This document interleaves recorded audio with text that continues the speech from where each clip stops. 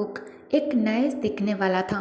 अक्सर एक्सपीरियंस की कमी होता था उसमें, स्पेशली जब बात मुश्किल सिचुएशन को हैंडल करने की हो तो इस वजह से कभी कभी उसके रास्ते में थोड़ी हेडिक भी आ जाता था। लेकिन प्रिंसिपल को उस लड़के में पोटेंशियल दिखाई देता था। सीधी बात ये थी कि वो जॉन्गकुक से काफ़ी फॉन्ड हो गया था। असल में ये स्कूल जॉन्गकुक के लिए एक बेस्ट जगह था, कैरियर में ग्रो करने के लिए और एक्सपीरियंस बिल्ड करने के लिए। क्या मैं ये भी पॉइंट आउट करूं कि दूसरे कार्ल्सबाड स्कूल में फ़िलहाल कोई हायरिंग का चांस नहीं है? प्रिंसिपल ने पूछा, एक हल्की सी शाई के साथ। इसके अलावा तुम्हें शिफ्ट होना पड़ेगा, रहने के लिए जगह ढूंढना होगा, ट्रैवल भी काफ़ी ज़्यादा करना पड़ेगा सिर्फ स्कूल चेंज करने के लिए। येस आई अंडरस्टैंड, और मैं तैयार हूँ ये सब करने के लिए, जॉन्गकुक ने कामली जवाब दिया। उसने इन सब बातों के बारे में सोचा था। इम्पॉसिबल था इग्नोर करना, लेकिन फिर भी उसे पता था कि उसे ये सब करना ही है। प्रिंसिपल ने सोच में हल्की सी की, फिर अपने चेयर में पीछे जाकर बैठ जाता है। अगर स्कूल में कोई प्रॉब्लम हो तो मैं ये मेक श्योर करता हूँ हम उसे हैंडल कर सकते हैं जॉन्गकुक, उसने सॉफ्टली कहा। क्या स्टूडेंट या फिर कॉलीग्स के साथ कुछ प्रॉब्लम हुआ है? नो, जॉन्गकुक ने तुरंत और स्ट्रांगली डिनाई किया। टीचर ने मुझे बहुत सपोर्ट किया है, स्पेशली आप, और बच्चे तो बिल्कुल एंजल्स हैं। वो रुक गया, जैसे उसके वर्ड उसके थ्रोट में ही अटक गए हों। वो कैसे एक्सप्लेन करता कि उसके यहाँ से जाने का रीज़न स्कूल या फिर काम से रिलेटेड नहीं था। प्रिंसिपल ने एक परफेक्ट आईब्राउ रेस किया, जैसे कि उन्हें और एक्सप्लेनेशन चाहिए हो। जॉन्गकुक ने अपने एक्सप्रेशन को कंट्रोल किया, एक पोलाइट स्माइल के साथ। फिर वो कहता है, मैंने इस डिसीजन के बारे में सीरियसली सोचा है। ये स्कूल से रिलेटेड नहीं है, बल्कि मुझे लगता है मुझे अपने कंफर्ट जोन से बाहर निकलने की ज़रूरत है। जॉन्गकुक ने कामली एक्सप्लेन किया, मैं बस चाहता हूँ कि अपने हॉरिजॉन्स बॉर्डन करूँ, अपने घर से दूर जाऊँ, ताकि मैं अपनी स्किल को और बेटर बना सकूँ, मेरे लिए और उन बच्चों के लिए जिनको मैं फ्यूचर में पढ़ाऊँगा। जॉन्गकुक अपना एक्सप्लेनेशन कंप्लीट किया। प्रिंसिपल उसकी बात सुनकर हल्की सी इम्प्रेस्ड हुई और एक डीप ब्रीथ के साथ कहता है, अगर ये तुम्हारा सच्चा फैसला है तो मैं तुम्हें मना कैसे कर सकता हूँ। वो नीचे अपनी डेस्क के तरफ देखी और पेपर्स को रीअरेंज करने लगी। अच्छी बात ये है कि कार्ल्सबाड में और भी लोग एक्सपीरियंस लेना चाहते हैं, तो तुम्हारा रिप्लेसमेंट मिलना मुश्किल नहीं होगा। प्रिंसिपल ने कामली कहा, thank you so much for your consideration. Jungkook ने हार्टफेल्ट टोन में शुक्रिया अदा किया। उसे पता था कार्ल्सबाड में काम करना एक वैल्यूएबल एक्सपीरियंस था। एक स्कूल काफ़ी प्रेस्टिजियस था, एक फ्लोरिशिंग सिटी में लोकेट था जो कैपिटल से दूर नहीं था। एक ऐसी प्राइम जॉब अपॉर्चुनिटी जहां उसे काम मिला डिस्पाइट उसके लैक ऑफ एक्सपीरियंस के साथ। बिना कोई एक्सपीरियंस के साथ उसे ये अपॉर्चुनिटी मिला था, लेकिन यही एक वैलिड एक्सक्यूज़ था जो वो प्रिंसिपल को दे सकता था ताकि उसका ट्रांसफ़र अप्रूव हो जाए। दूर के स्कूल में उसके घर से अलग, और जॉन्गकुक ऐसा ड्यूक के वजह से करना चाह रहा था। लेकिन तुम्हें ये फुल सेमेस्टर कंप्लीट करना होगा। इससे पहले कि ट्रांसफ़र प्रोसेस हो तुम्हें 8 सेमेस्टर कंप्लीट करना होगा, प्रिंसिपल ने और बताया। अगर तुम्हारा मन बदले तो तुम वापस आकर ट्रांसफ़र रिक्वेस्ट कैंसिल भी कर सकते हो, उसने सॉफ्टली ऐड किया। जॉन्गकुक ने अंदर ही अंदर जाना कि वो कभी अपनी रिक्वेस्ट कैंसिल नहीं करेगा, चाहे उसे एक पूरा सेमेस्टर सोचने का वक्त भी मिल जाए, तभी वो ऐसा नहीं करेगा। जॉन्गकुक अपने फैसले में पूरी तरह से अटल था कि उसे यहाँ से दूर जाना ही है। फिर एक बार थैंक यू बोलकर जॉन्गकुक क्वाइटली उठ गया और हेड मिस्ट्रेस के ऑफिस से बाहर चला गया। सॉफ्टली डोर बंद करते हुए जॉन्गकुक वापस अपने क्लासरूम की तरफ चला गया और अंदर जाके एक लंबी सांस छोड़ा। जब कन्फर्म हो गया कि वो इस कमरे के अंदर अकेला है तो वो विंडो के पास चला गया और बाहर बाहर एक ट्री के पत्तों को हवा में हिलते हुए देखने लगा। एक पत्ता अपने डाली से टूटकर नीचे गिर रहा था। आसमान का अंत हो रहा था और विंटर धीरे धीरे पास आ रहा था। धूप की किरणें उन पत्तों के बीच से निकालकर उसकी विंडो से अंदर आ रही थी और उसके चेहरे पर लंबी शैडो छोड़ रही थी। मुझे आर्विश छोड़ना ही होगा, उसने दिल ही दिल में सोचा। अपनी आंखों से स्कूल की इस लास्ट ऑटमन का नज़ारा लेते हुए जॉन्गकुक ने एक फैसला सोच समझ के लिया था। काफ़ी स्लीपलेस नाइट्स और बिजी दिनों के बाद वो इस कॉन्क्लूजन पे पहुंचा था, जैसे कि उसके लिए अंकल वांग के साथ वक्त बिताना मुश्किल हो जाएगा, लेकिन वो बोगम के साथ हुई गलती को दोबारा रिपीट नहीं करना चाहता था। वो अब अपने बेकार सपनों और जज्बातों को पकड़ के नहीं रख सकता था। ऐसे इमोशंस सिर्फ चीज़ों को और कॉम्प्लिकेटेड बनाता है और उसके हार्ड वर्क को बर्बाद कर देते हैं। जॉन्गकुक ने डिसाइड किया कि अब वो सिर्फ अपने ओरिजिनल प्लान्स पे फोकस करेगा और ये भी तो ज़रूरी नहीं था कि वो दूर जाके टीचर बनने के बाद अंकल वांग से कभी नहीं मिल सकता। वो हर वीकेंड विजिट प्लान कर सकता था। और हाँ, लॉन्गिंग और रहने का एक्सपेंसेस एक इशू हो सकता था और कॉलेज के फ्यूचर प्लान्स को डिले भी कर सकता था, लेकिन ये सब कुछ आर्विश में उस आदमी के साथ रहने से तो बेहतर ही था। सब ठीक हो जाएगा जॉन्गकुक, उसने हल्की सी आवाज़ में खुद से कहा। सब कुछ ठीक हो जाएगा, देख लेना तुम।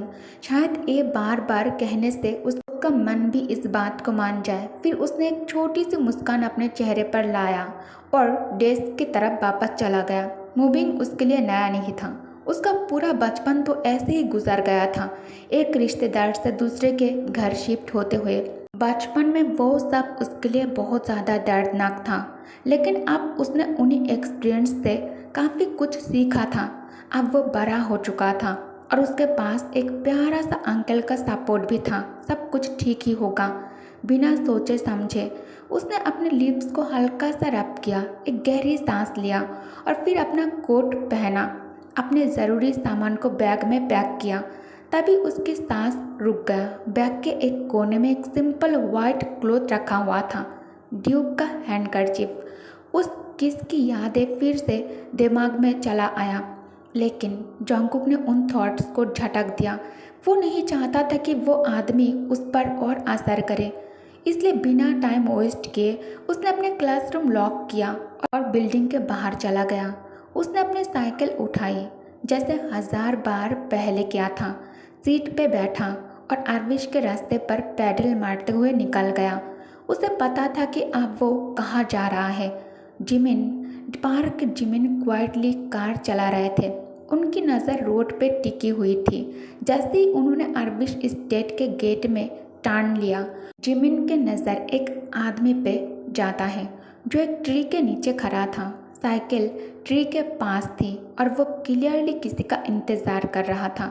वो किसी का इंतज़ार कर रहा है, जिमिन ने सोचा और कार साइड में रोक दिया।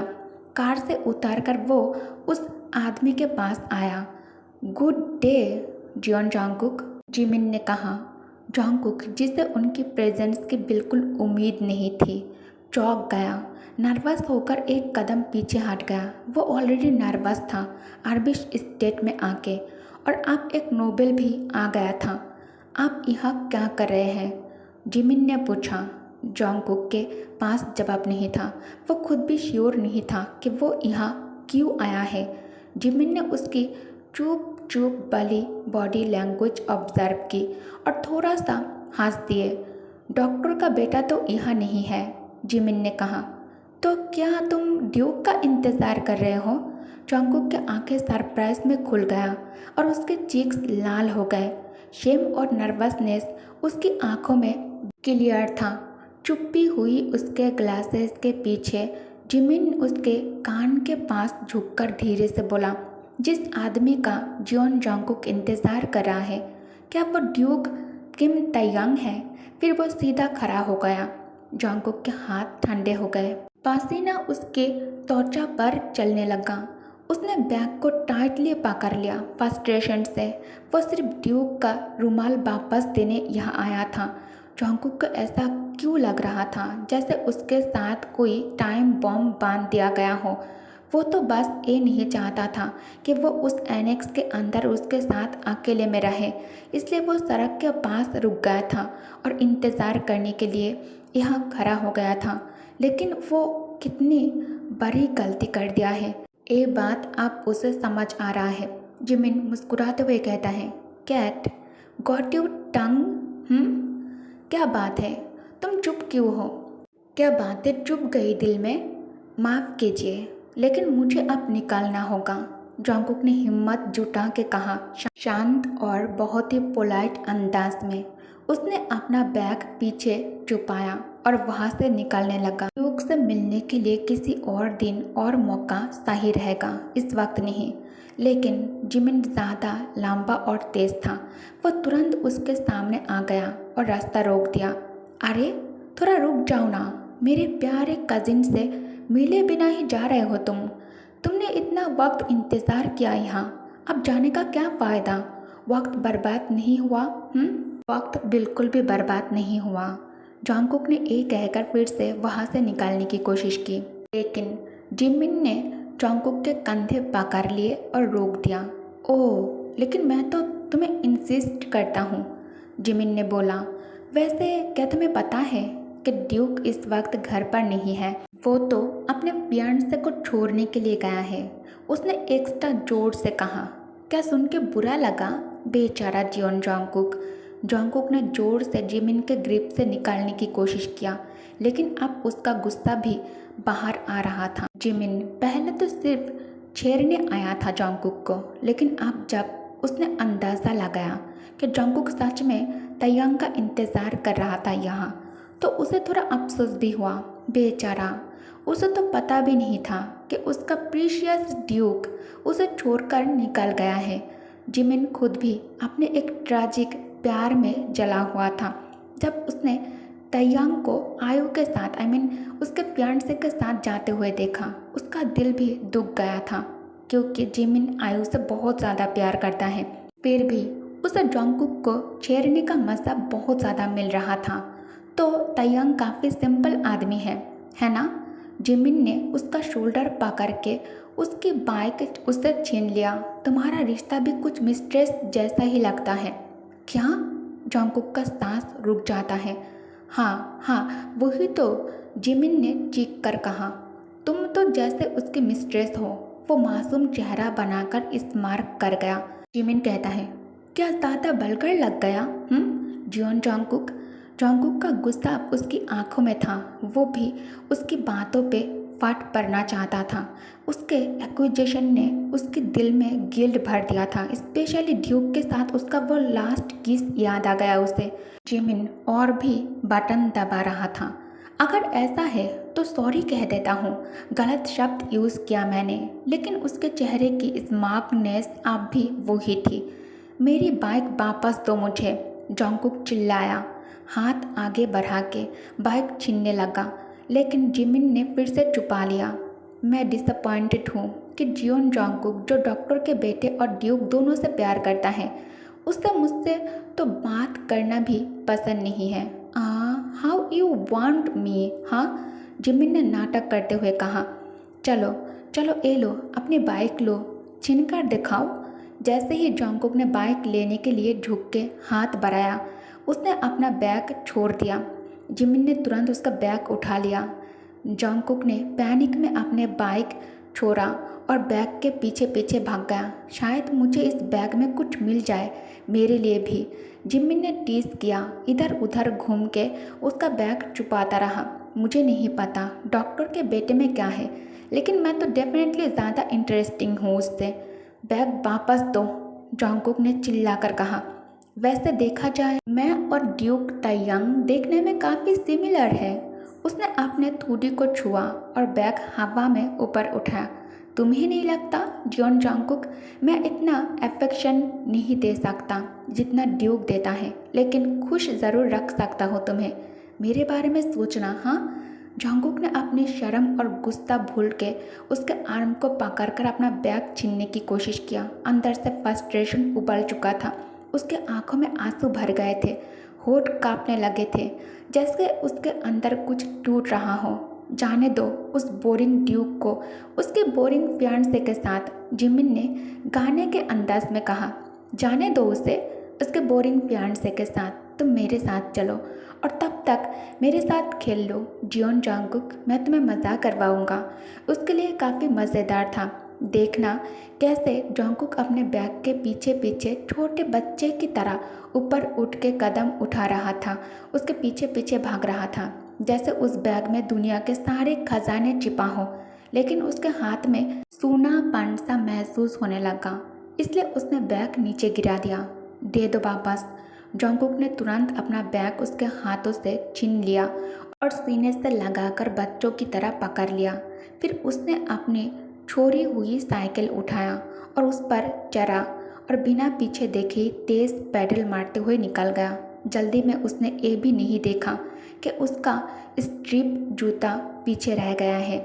ओ कम ऑन, मैं तो सिर्फ मजाक कर रहा था जंगकुक, जिमिन चीख कर बोला पीछे से। हे जियोन जंगकुक, मैं वादा करता हूँ कि मैं अच्छा लड़का बन जाऊँगा तुम्हारे लिए। लेकिन जंगकुक उसकी बातें सुन भी नहीं रहा था, वो दूर निकल चुका था। जिमिन ने सिर्फ एक ठंडी सांस लिया, फिर उसका ध्यान उस छोड़े हुए जूते की तरफ गया। उसने जूता उठाया, हाथ में घुमाया और कराहते हुए उसके पीछे भागना शुरू कर दिया। वो कॉर्नर तक ही गया था कि एक जोर से आवाज़ हुई, किसी धातु वस्तु के टकराने की आवाज़। जिमिन की चाल तेज हो गई, उसके दिमाग में खौफ के घंटी बजने लगी। कॉर्नर के उस पार उसने देखा कि एक लड़का जमीन पर पड़ा हुआ था। जंगकुक। उसके सामने एक जानी पहचानी काली गाड़ी रुक गई थी। जिमिन बिल्कुल ठीक ठाक गया, पता नहीं क्या करे। गाड़ी का ड्राइवर सबसे पहले उतरा और जंगकुक के पास भागा। फिर गाड़ी से एक जोड़ा निकला, वो है ड्यूक किम तयंग और आयु। वो माय गॉड जंगकुक, आयु चिल्ला उठी घबराहट से। जिमिन सिर्फ खामोशी से खड़ा था, आंखों के सामने जंगकुक का बिखरा हुआ शरीर और उसकी तेरी मेरी साइकिल। जंगकुक ने अब भी अपना बैग जोर से पकड़ कर रखा था, जैसे किसी अनमोल चीज़ हो इसमें। तयंग ने बस एक ठंडी नज़र डाली और फिर जिमिन की तरफ देखा, जो एक स्ट्रीट लैम्प के नीचे चुपचाप खड़ा था। ओके गाइस, तो इस पार्ट को मैं यही एंड करती हूँ। Thank you for watching, bye bye.